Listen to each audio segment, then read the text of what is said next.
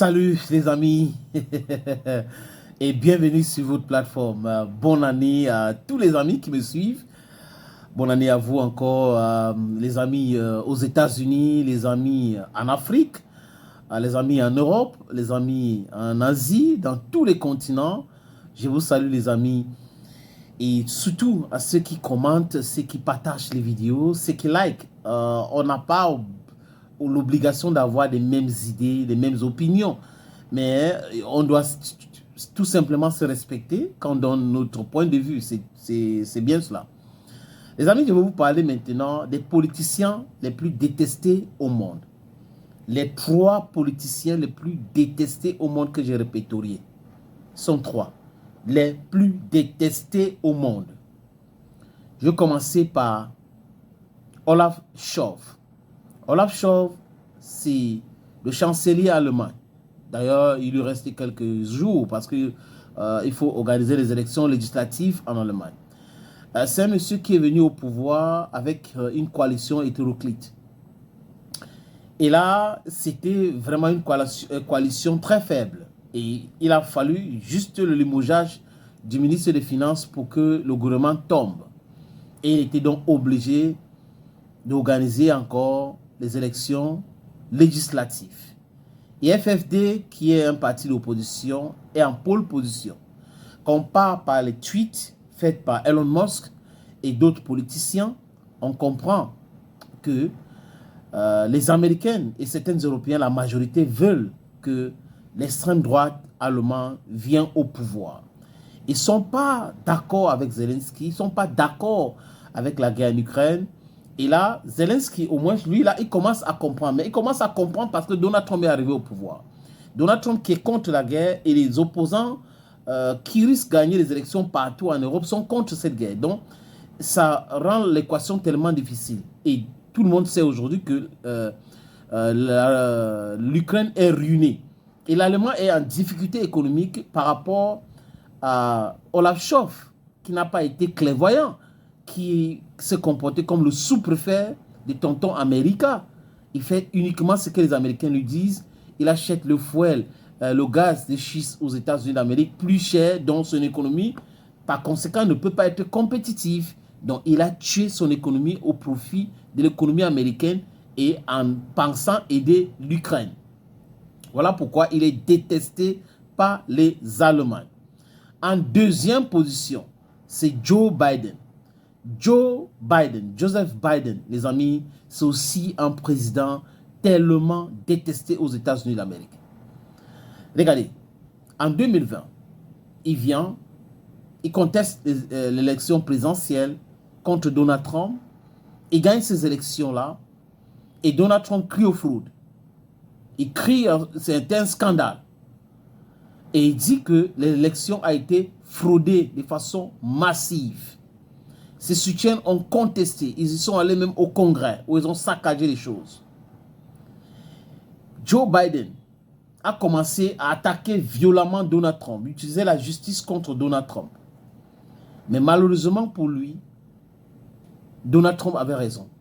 Il a dit que personne n'avait jamais aimé ce monsieur. C'est l'establishment qui a voulu enlever Donald Trump au pouvoir pour installer quelqu'un qui maîtrise. Conséquence, la guerre en Ukraine. Et cette guerre en Ukraine, des milliards qu'on est en train de blanchir en Ukraine ont poussé les Américains à comprendre que Donald Trump avait raison. Et là, la détestation de Joe Biden est actée. Élection présidentielle de 2024, Joe Biden était vraiment très bas dans le sondage.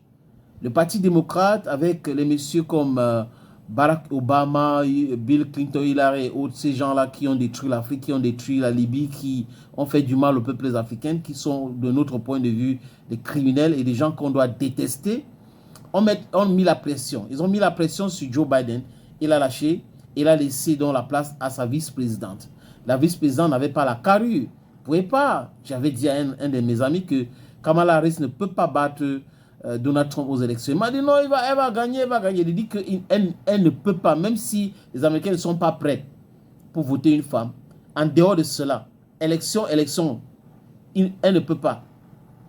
Donc si Joe ne pouvait pas, même Obama ne pouvait pas. Ce n'est pas Kamala Harris qui pouvait faire quelque chose. Et là, ils sont allés aux élections.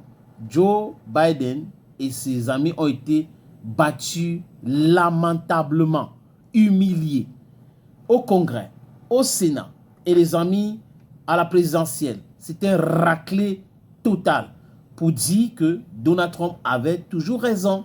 Il avait raison dès le départ quand il disait que voilà. Donc, Joe Biden fait partie des chefs d'État les plus détestés au monde aujourd'hui. Et surtout dans le sud global, il est tellement détesté comme Olaf Scholz. Et là, en première position, les amis, vous pouvez deviner un peu. Tac, tac, tac, tac, en première position. Hein? On fait le jeu un peu, n'est-ce pas, les amis? En première position, en commentaire. Commentaire, première position, rapidement.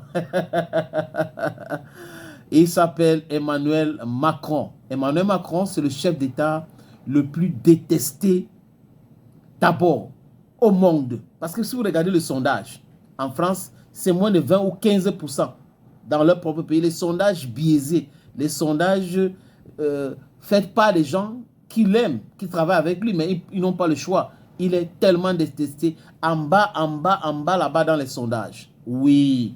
Et dans son discours de fin d'année, Emmanuel Macron a reconnu qu'il a fait une erreur gravissime. Ça part de son incompétence. Il a dit sur l'Assemblée nationale pour clarifier les choses et les Français ont clarifié les choses et il n'a pas voulu accepter. Il nomme un premier ministre avec un parti qui a échoué aux élections, un deuxième premier ministre avec un parti qui a échoué aux élections. Voilà une jupitérienne, la jeune, c'est pour cette raison que nous, en tant qu'Africains, on a le droit de l'appeler sans toutefois se tromper des dictateurs. Emmanuel Macron, de notre point de vue, c'est un dictateur. Ah oui. Les gilets jaunes n'avaient pas vu ça venir. Les autres, les épiphénomènes en politique, il ne faut jamais les négliger. Quand quelque chose vient de commencer, les gens sont fâchés. Il y a plein de personnes qui sont fâchées de la même façon, mais qui n'ont pas le courage. Mais quand la situation commence à pourrir, tout le monde va entrer dedans. Voilà pour vous les amis, pourquoi il est en top position aujourd'hui des chefs d'État les plus détestés dans le monde. Et en Afrique, non, c'est grave. C'est grave. C'est-à-dire que les Africains détestent la politique française en Afrique, pas les Français. Et Emmanuel Macron qui incarne cette politique française en Afrique est encore plus détesté. Ah oui, il a cru que c'était facile de manipuler les uns et les autres, de venir chez nous, manipuler tout le monde. Mais que non, il n'a pas pu, les amis.